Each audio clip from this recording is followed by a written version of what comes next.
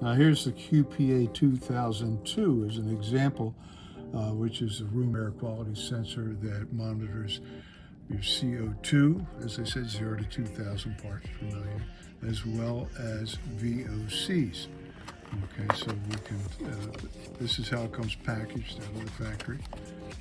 There's indication as to how it should be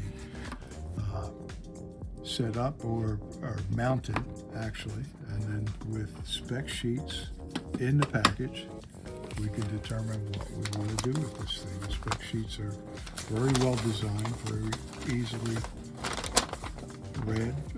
Gives us an indication as to where we may want to mount or not mount these things. Okay, and getting into the product itself, here's the back plate.